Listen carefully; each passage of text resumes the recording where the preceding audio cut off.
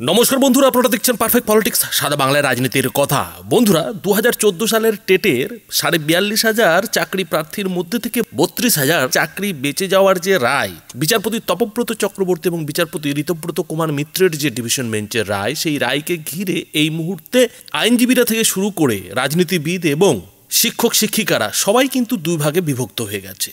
এক ভাগ যেমন আনন্দে উল্লাস প্রকাশ করছে, অন্য পক্ষ কিন্তু সরাসরি যেটা বলছে যে দাঁড়াও দাঁড়াও, খেলা এখনো শেষ হয়ে যায়নি, খেলা তো শেষ হবে সুপ্রিম কোর্টে। অন্যদিকে তৃণমূলের তরফে তৃণমূল নেত্রী মমতা বন্দ্যোপাধ্যায় থেকে শুরু করে কুণাল ঘোষরা এই রায়কে স্বাগত জানিয়ে বারবার একটা জিনিস দাবি করার চেষ্টা করছেন যে দেখুন কিভাবে বিজেপি কিংবা শুভেন্দু অধিকারীরা এ রাজ্যে চাকরি খায় এবং প্রাইমারি টিচার নিয়োগে যে দুর্নীতির অভিযোগ, সেই দুর্নীতির অভিযোগটা কতটা অসত্য সেটা এদিনের রায়ে পরিষ্কার হয়ে গেছে। আর এই যে তর্ক বিতর্কের মধ্যে থেকে একটা জিনিস পরিষ্কার হয়ে যাচ্ছে যে মামলা কিন্তু ফের সুপ্রিম কোর্টে গড়াতে চলেছে। খেলা কিন্তু এখানেই শেষ হয়ে যাচ্ছে না, খেলা কিন্তু আরও হতে চলেছে। তবে এটা বলতে পারেন যে তৃণমূল সরকারের জন্য এটা একটা বড় স্বস্তির কারণ হয়ে গেছে, কেননা সুপ্রিম কোর্টে মামলার রায় আসতে আসতে ততদিনে হয়তো 26-এর বিধানসভা ভোট পেরিয়ে যাবে।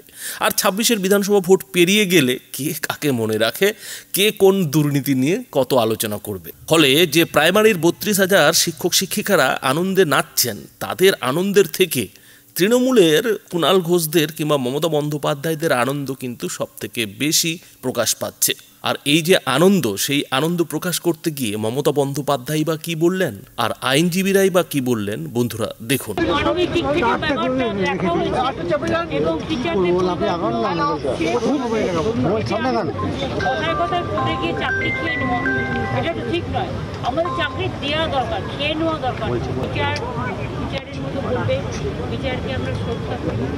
অন্য রূপে ঘুরে বেড়ানো মানুষের কিছু দানবীয় উল্লাস দেখেছিলাম।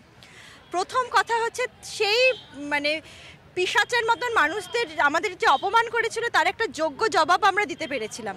প্রতিনিয়ত আমাদেরকে রাস্তায় ঘাটে মাঠে ময়দানে স্কুল কলেজে যেখানে গিয়েছি, বাসে ট্রামে ট্রেনে, আমরা এমনভাবে অপদস্থ হয়েছি। চিরকাল শুনেছি 26,000 গেছে, 32,000 যাবে। আজকের দিনে দাঁড়িয়ে বলতে পারি সমস্ত অপমানের জবাব, একদম যোগ্য জবাব আমরা দিতে পেরেছি। এই 12 মায়ের সেই কালিমা লিপ্ত যেই রায়, সেইটাকে সেট অ্যাসাইড করেছে করে আজকে আমাদের পরিবারের মুখে হাসি ফুটিয়েছে। আমাদের ছোট ছোট সবার বউ আছে, সবার ছোট ছোট বাচ্চা আছে। আমরা দুশ্চিন্তা ছিলাম আজকে যদি চাকরি চলে যায় আমরা কি খাওয়াবো। আমাদের সবার হোম লোন রয়েছে, আমাদের সবার বিভিন্ন রকম বাবা মার দায়িত্ব, ওষুধপত্র, সেগুলো কি করে চলবে। আমাদের এরপরে সুইসাইড করা ছাড়া রাস্তা ছিল না, কিন্তু আমরা আইনের উপরে ভরসা রেখেছি যে যতই চক্রান্ত করুক না কেন সত্যের জয় আসবেই এবং এসছে। কথা আপনাদের বলে রাখি, ওনারা তো কোনো একটা প্রাইমারি স্কুলের টিচার এবং সেখানে প্রাইমারি স্কুলের টিচারদের বেসিক সেন্স থাকা আশা করি থাকবে, যেটা একটা 144 এরিয়া। এই এরিয়াতে এখানে উল্লাস করার মতো জায়গা এটা নয়। বিগত দিনে এই উল্লাস আপনারা দেখেছেন যখন আমাদের চেম্বার ঘেরানো করা হয়েছিল। তারা যদি সাময়িক স্বস্তি পায়, সেই সেলিব্রেশনটা আউট অফ দ্যাট প্লেস। দুর্নীতি হয়েছে, আমাদের সাথে কারোর তো কোনো ব্যক্তিগত শত্রুতা নেই। ওনাদের মধ্যে অনেককে আমরা হয়তো ইন পার্সন চিনিও না, চেনার কথাও নয়, কিন্তু আমাদের হচ্ছে হিউজ নাম্বার অফ স্কেলে দুর্নীতিটা হয়েছে। আর কারাপশান যে হয়েছে এটা প্রমাণিত, আমার কথা না। সিবিআই এনকোয়ারি হয়েছে, আমরা তো সিবিআই এনকোয়ারি ডিমান্ড করিনি। কোর্ট মনে করেছে সিবিআই এনকোয়ারি দেওয়া হচ্ছে, সিবিআই চার্জশিট ফাইল করছে এবং পাশাপাশি তো এটাও বলা হয়েছে যে সিবিআই এনকোয়ারি চলবে, তো চার্জশিট ফাইল করতে বলা হয়েছে সিবিআইকে। তার মানে মামলাটা এটা তো এরকম তো নয় যে এটা এখানেই শেষ হয়ে গেল, এটা তো এরকম শেষ হচ্ছে না। এখানে তো জিনিসটা তো একটা ইন্টারিম রায় দিল যেটাতে চাকরিটা বহাল থাকবে। কোনো রাজনীতির ব্যাপারই আসছে না এখানে। আমাদের কথা হচ্ছে দুর্নীতির পক্ষে যে রায়টা হচ্ছে সেইটা দুর্নীতিটাকে তুলে ধরা এবং দুর্নীতির বিপক্ষে গিয়ে যেটা অ্যাকচুয়াল সেই ফ্যাক্টটাকে তুলে ধরা এবং তার ভিত্তিতে সেই রায়টা আসা। যেমনটা যেই স্ট্র্যাটেজিটা হাইকোর্টের তরফ থেকে বিগত দিনে আপনারা এসএসসিতে দেখেছেন 26,000 প্যানেল ক্যান্সেলের আগে যেই স্ট্র্যাটেজিটা স্টেট নিয়েছিল যে 2-3 হাজারের জন্য টোটাল 26,000 প্যানেল বাতিল করবে না, তো 26,000 প্যানেল বাতিল হয়েছে। দুর্নীতিটা টোটাল হয়েছে এসএসসিতে। আজকে এসএসসিরও হিয়ারিং ছিল সেম ডেটে, জাস্টিস অমৃতা সিনহার এজলাসে। সেখানেও বলেছে টেন্টেড আনটেন্টেডদের টোটাল 2টো প্যারাল লিস্ট প্রকাশ করা হোক, যার ভিত্তিতে স্টেটকে বলা হয়েছে। এবং আজকে প্রাইমারির সেম ডেটে প্রাইমারিরও হয়েছে, প্রাইমারির এটা ইন্টারিম রায় হয়েছে যে আপনার 32,000-এর যে প্যানেলটা সেটা বহাল রইল। তার মানে তাদের খুশি হওয়ার কিছু নেই, হয়তো সাময়িক স্বস্তি পাবে, কিন্তু সুপ্রিম কোর্টে আমরা এই রায়টাকে চ্যালেঞ্জ করব। কারণ আমাদের মনে হচ্ছে যে এই প্যানেলটা দুর্নীতি। আমরা শুধু মনে হওয়া দিয়ে নয়, আমাদের কাছে যথেষ্ট প্রমাণ যা কোর্টে দেওয়া হয়েছে। টোটাল ওএমআর শিট নেই, র্যাঙ্ক জাম, ওএমআর শিট গায়েব, অ্যাপটিটিউড টেস্ট হয়নি। রায়ের সময় জাস্টিস পরিষ্কার বলেছে যে রায়ের কপিটা আমাদের হাতে এই মুহূর্তে আসেনি, রায়ের কপিটা আসলে আপনারা দেখতে পাবেন। ওখানে রায়ের কপিতে পরিষ্কার দেওয়া আছে, লেখা আছে, বা বলেছেন সেটাই তো রায় হবে। সেই কপিতে পরিষ্কার জাস্টিস বলেছেন যে প্রপার ওয়ে মেনটেন করা হয়নি, প্রপার প্রসিডিওর মেনটেন করে রিক্রুটমেন্ট হয়নি, সবার রিক্রুটমেন্ট হয়নি। তার ভিত্তিতে বলেছে সিবিআই এনকোয়ারি হোক এবং CBI chargesheet as soon as possible file করুন। খারিজ করেছে এবং খারিজ করার পরে আজকে পুরো ব্যাপারটা আপনারা দেখেছেন।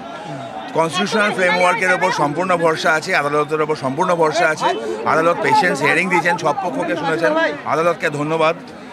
এই রায়টা পুরোটা দেখা হবে, পুরোটা দেখা হয়ে ডিসাইড করা হবে এবং রায় পাস করার পরে আমরা বলেছিলাম যখন স্টে করার জন্য, মাননীয় বিচারপতি স্টে করেনি, তবে এটার কাছে সুপ্রিম কোর্টে এসএলপি ফাইল হবে না। সবটাই বলেছে, প্রাতিষ্ঠানিক দুর্নীতি থেকে আরম্ভ করে সবটাই বলেছে। মেন এটা মূল পয়েন্ট ছিল মামলার, 9 বছর চাকরি করেছে, চাকরি চলে যাবে, একটা সেন্টিমেন্টাল ইস্যু ছিল, সেন্টিমেন্টাল একটা গ্রাউন্ড ছিল, সেটা একটা মূল জায়গা নিয়েছে। দুর্নীতি জয় হয়নি, আমি আবার বলছি, ইনভেস্টিগেশন চলবে। সিঙ্গেল বেঞ্চে যে ম্যাটারগুলো ছিল সেগুলো পেন্ডিং আছে, সিঙ্গেল বেঞ্চের ম্যাটারগুলোও চলবে এবং এটা আলটিমেটলি ডিসাইড হবে সুপ্রিম কোর্ট। আজকে আইদার অর রায় যেটাই হতো, যদি আমরা হেরেছি, যদি আমরা জিততাম, তাহলে আদার সাইড সুপ্রিম কোর্টে যেত। অবভিয়াসলি যাবো সুপ্রিম কোর্ট যাবো। দেখুন, মহামান্য বিচারপতি অমৃতা সিনহা আজকে যে গ্রুপ সি গ্রুপ ডি যে টেন্টেড ক্যান্ডিডেট লিস্ট প্রকাশ করতে এর আগেই বলেছিলেন, পলাশ নস্করের ম্যাটারে এর আগের দিনে নির্দেশ দিয়েছিলেন। আজকে যেটা বললেন যে tainted list as well as not specifically tainted list প্রকাশ করতে হবে। কেন নট স্পেসিফিক্যালি টেন্টেড লিস্ট প্রকাশ করতে হবে? তার কারণ হচ্ছে যে এই নট স্পেসিফিক্যালি টেন্টেডদের একটি বিশেষ সুবিধা দিয়েছে সুপ্রিম কোর্ট, সেটা হচ্ছে তাদের এজ রিল্যাক্সেশন। এই যে ক্যান্ডিডেটরা যারা মামলা করেছিল, তারা 2016 সালের গ্রুপ সি গ্রুপ ডিতে পার্টিসিপেট করেছিল, তারা ওয়েট লিস্টেড ক্যান্ডিডেট ছিল। সরকার, এসএসসি এবং বোর্ডের করাপশনের জন্য তারা চাকরি পায়নি। যদি করাপশনটা না হতো তাহলে তারা চাকরি পেয়ে যেত। অথচ তারা এই যে নতুন রিক্রুটমেন্ট প্রসেসে নতুন রুল নিয়ে এসে তাদের এজবার করে দেওয়ার ফলে তারা পরীক্ষায় বসতে পারছে না। আজকে মহামান্য বিচারপতি বলে দিয়েছেন, যেহেতু নট স্পেসিফিক্যালি টেন্টেডদের সুপ্রিম কোর্ট এই এজ রিল্যাক্সেশন সহ সুবিধা দিয়েছেন যাতে তারা পরীক্ষায় পার্টিসিপেট করতে পারেন। সেই জন্য এসএসসিকে নির্দেশ দিলেন টেন্টেড লিস্টের সঙ্গে নট স্পেসিফিক্যালি টেন্টেড লিস্ট সেটাও প্রকাশ করতে হবে এবং তাদের এজ রিল্যাক্সেশন দিয়ে, তাদের অন্যান্য সুবিধা দিয়ে এই নতুন রিক্রুটমেন্ট প্রসেসে তাদের পার্টিসিপেট করতে দিতে হবে। এছাড়াও যে নতুন রিক্রুটমেন্ট রুলস, সেখানে যে 5 নাম্বার দেওয়া হয়েছে এক্সপিরিয়েন্সের গ্রুপ সি গ্রুপ ডি এর ক্ষেত্রে, যেমন শিক্ষিকাদের ক্ষেত্রে 10 নম্বর দেওয়া হয়েছে, এক্ষেত্রে গ্রুপ সি গ্রুপ ডির ক্ষেত্রে 5 নম্বর দেওয়া হয়েছে। সেটাও চ্যালেঞ্জ। 10 নম্বরের মামলাটি আজকে শুনানি হবে, 10 নম্বর এক্সপিরিয়েন্সের মামলাটি, এবং এই 5 নম্বর এক্সপিরিয়েন্সের মামলাটি তারপরে শুনানি হবে। রুল, তার সাংবিধানিকতা, তার সাংবিধানিক বৈধতা চ্যালেঞ্জ আছে, সেটা শুনানি হবে আগামী 6 তারিখ। এবং ইন দ্য মিন হোয়াইল এই এসএসসিকে tainted list as well as not specifically tainted list প্রকাশ করতে হবে। নট স্পেসিফিক্যালি টেন্টেডের মধ্যে যারা আসবেন তাদের এজ রিল্যাক্সেশন দিয়ে, অ্যাপ্রোপ্রিয়েট এজ রিল্যাক্সেশন দিয়ে তাদের অ্যাপ্লিকেশন করতে হবে।